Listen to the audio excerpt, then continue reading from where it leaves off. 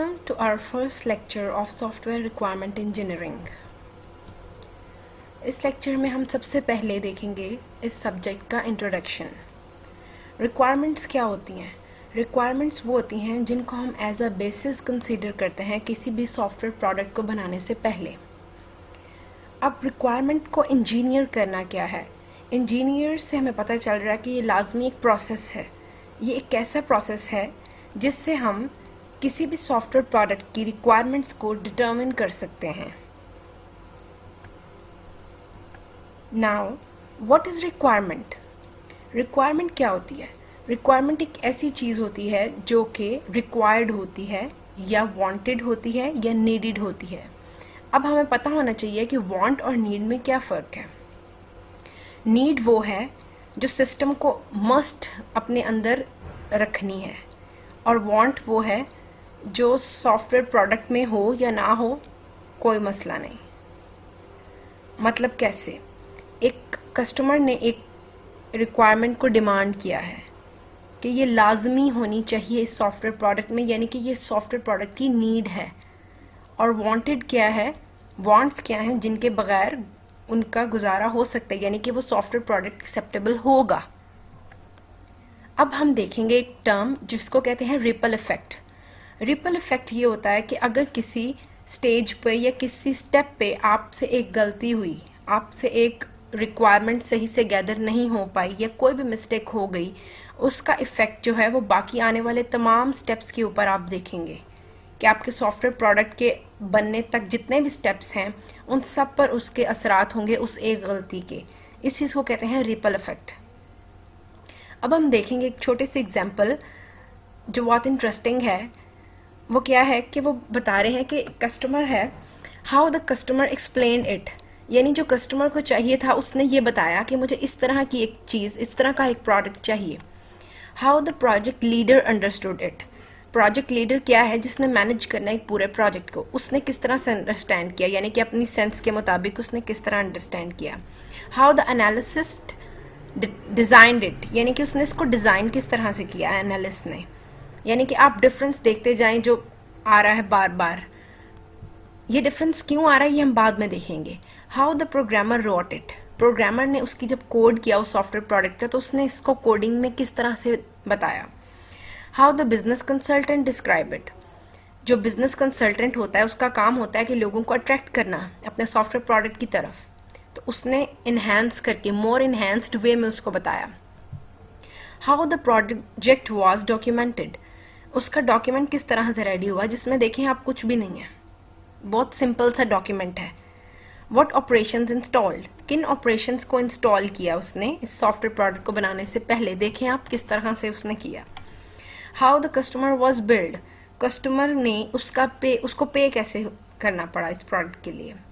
How it was supported, उसको support कैसे provide की गई। And what the customer really needed, और अब ये देखें कि कस्टमर को एक्चुअली चाहिए क्या था। अब इसका ये मतलब है कि कस्टमर ने या तो सही से एक्सप्लेन नहीं किया, या उसने सही से एक्सप्लेन किया लेकिन प्रोजेक्ट लीडर जो है उसको एक्चुअली में वो अंडरस्टैंड नहीं कर पाया। लेकिन अगर हम देखें तो वो बता रहे हैं कि कस्टमर ने ही सही से एक्सप्लेन नहीं किया। अब ये देखें कि उसके एक्सप्लेन ना करने की वजह से हर एक स्टेप पे मिस्टेक हुई, हर एक आने वाले स्टेप पे मसला आया। ये चीज़ है रिपल इफेक्ट। इससे हमें अंदाज़ा हुआ होगा कि कस्टमर का सही से इंफॉर्मेशन डिलीवर करना कि उसे एग्जैक्टली प्रोडक्ट क्या चाहिए, प्रोडक्ट में कौन सी चीज़ चाहिए, वो कितना ज़रूरी है। Why we need requirement engineering, हमें रिक्वायरमेंट इंजीनियरिंग की ज़रूरत क्यों पड़ी। I will need to know your requirements before I start to design the software. उसने कस्टमर से पूछा कि मुझे आपकी रिक्वायरमेंट्स बताएं अपने सॉफ्टवेयर की। First of all what you are trying to accomplish, आप क्या बनवाना चाह रहे हैं। I am trying to make you design my software, वो कस्टमर कहता है कि मैं चाहता हूँ कि आप मेरा सॉफ्टवेयर बनाएं।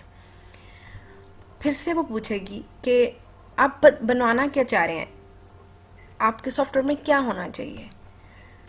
वो कहेंगे कि कस्टमर कह रहा है कि I want know what I can accomplish until you tell me what the software can do. आगे से वो उसको काउंटर क्वेश्चन करता है कि आप बताएं कि सॉफ्टवेयर क्या करेगा, क्या कर सकेगा. Try to get this concept through your thick skull. अब जो इन्फॉर्मेशन गैदर कर रहा है जो पर्सन, वो कह रहा है कि आप अपने खुद दिमाग से सोच के मुझे बताएं कि आप किस तरह का सॉफ्टवेयर बनवाना चाह रहे हैं. एट द एंड आप क्या चाह रहे हैं कि आपके सॉफ्टवेयर में क्या चीज़ हो. At the end, can you design it to tell my requirements. यानी कि कस्टमर जो है वो इतना भी सही से बता नहीं पा रहा. कस्टमर क्या डिमांड कर रहा है कि आपका सॉफ्टवेयर खुद बताए कि मैं क्या बनवाना चाह रहा हूँ. तो इस वजह से वो कह रहे हैं कि एक रिक्वायरमेंट्स को गैदर करना कितना ज़रूरी है किसी भी रिक्वायरमेंट गैदरिंग पर्सन के लिए. Software requirements: a complete description of what the software system will do without describing how it will do.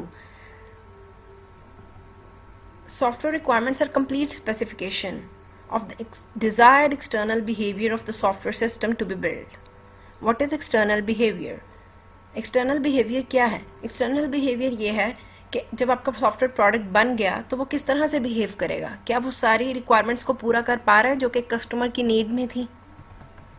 Software requirements में भी एब्स्ट्रैक्ट स्टेटमेंट्स होंगी, थियोरेटिकल स्टेटमेंट्स होंगी, डिटेल्ड मैथमेटिकल फंक्शंस भी हो सकते हैं कि कोई सिस्टम जो है वो मैथमेटिकल फंक्शंस परफॉर्म करे. सॉफ्टवेयर रिक्वायरमेंट्स में भी या तो वो एक पार्ट हो सकती हैं कॉन्ट्रैक्ट का, या वो कॉन्ट्रैक्ट एज अ होल एक पूरा कॉन्ट्रैक्ट हो सकती हैं, या उनको हम एक टेक्निकल डॉक्यूमेंट का पार्ट बना सकते हैं जो प्रोडक्ट को डिस्क्राइब कर रहा हो. IEE डेफिनेशन क्या है रिक्वायरमेंट की? ये एक स्टैंडर्ड है, ये एक स्पेसिफिकेशन है और अदर फॉर्मली इम्पोज्ड डॉक्यूमेंट जिसको लाजमी फुलफिल करना है. ये कंडीशन है. Requirement is a condition which must be fulfilled. Now sources of requirements. We can get requirements from stakeholders. Stakeholders are the persons which directly or indirectly involved in the system. We can collect them from documents, existing systems, domain और business area. Existing system क्या है कि अगर कोई already वैसा existing system है तो हम उसकी requirements को वहाँ से gather कर सकते हैं. Levels of software requirements. Stakeholders describe requirements at different levels of detail. What versus how? The hardest single part of building a software system is deciding what to build. सबसे मुश्किल हिस्सा जो है वो सॉफ्टवेयर सिस्टम का क्या है कि हम ये डिसाइड करें कि हमें क्या बनाना है, हमें किस तरह से रिक्वायरमेंट्स गैदर करनी है, हमें क्या बनाना है, एट द एंड हमारा प्रोडक्ट क्या होगा. No other part of the work so cripples the resulting system if done wrong. No other part is difficult to rectify later. अगर हमारी रिक्वायरमेंट्स ठीक से नहीं गैदर हुई तो हमारे लिए बहुत बड़ा मसला होगा क्योंकि हमारा एंड पे जो सॉफ्टवेयर प्रोडक्ट होगा वो सही से बिल्ड नहीं होगा. Examples of requirement. The system shall maintain records of all payments made to employee on account of salaries, bonuses, travel, daily allowances, medical allowances, etc. The system shall interface with the central computer to send daily sales and inventory data from every retail store. This is also a requirement of a system. The system shall maintain record of all library materials, including books, etc., etc. This is also one of the requirement of a system, library management system. The system shall also allow users to search for an item by title, author, or etc. This is one of the requirement of a system. The system's user interface shall be implemented using a web browser. This is another kind of requirement related to user interface. The system shall support at least 20 transactions per second. This is a requirement of the system which support the users. Kind of software requirements. There are 5 kinds of software requirements. First is functional requirement, non-functional requirement, domain requirements, inverse requirements, design and implementation constraints. Let's discuss functional requirements. Functional. The word functional actually describes the statements describing what the system does, what your system will actually perform, functionality of the system, statements of services the system should provide, reaction to particular inputs, behavior in particular situation. This means that how your system behaves in a particular situation. Sequencing and parallelism are also captured by functional requirements. Abnormal behavior is also documented as a functional requirement in the form of exceptional handling. Actually, why abnormal behavior? Abnormality also related to functionality. Functional requirements should be complete and consistent. Customers and developers usually focus all their attention on functional requirements. अब हम देखेंगे कुछ functional requirements की examples. The system shall solve a quadratic equation using the following formula. ये एक equation है जिसको लाजमी system को perform करना है. ये function implement होना चाहिए एक system के अंदर. The user shall be able to search either the entire database of the patients or select a subset from it. This is also a functional requirement which a system should fulfill. The system shall provide appropriate viewers for the user to read documents in the document store. This is also a functional requirement which a system should fulfill.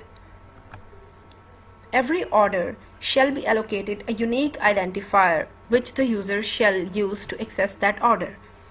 अब वो ये बता रहे हैं कि ये भी एक फंक्शनैलिटी है किसी सिस्टम की, एक फंक्शनल रिक्वायरमेंट होगी किसी सिस्टम की कि जब एक न्यू यूज़र एंटर करे तो उसको एक अलग से यूज़र ऑर्डर आईडी असाइन हो.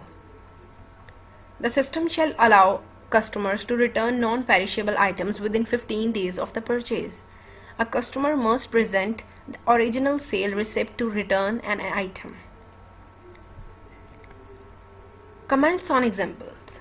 इसमें हम ये देखेंगे कि हमने जो ऊपर एग्जाम्पल्स डिस्कस की उनमें क्या मसले थे, क्या अगर किसी फंक्शनल रिक्वायरमेंट में उनमें कोई मसला था या नहीं था, आर दे कंप्लीट और incomplete.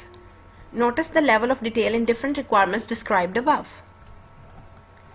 Notice the ambiguity in the requirement, which uses the term appropriate viewers.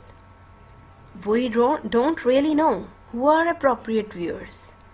This requirement does not mention the format of documents and type of viewers, which can be used. Notice the ambiguity in the requirement for solving the quadratic equation. What will the system do when the value of a is 0? Because dividing any number by 0 gives us infinity. If this situation arises, what will your system do? This is the ambiguity in that functional requirement. Incomplete and ambiguous requirements are open to multiple interpretations and assumptions. This can lead to the development of poor quality or faulty software product. अब इसका क्या मतलब है कि अगर हमने requirement सही से गैदर नहीं की, then at last we will not get our final software product. Summary क्या हुई इस लेक्चर की? Requirements form the basis of all software engineering projects. Functional requirements capture the behavioral aspects functions of the proposed automated system. Functional requirements are the backbone of all software products. These are the references to this lecture. Thank you so much.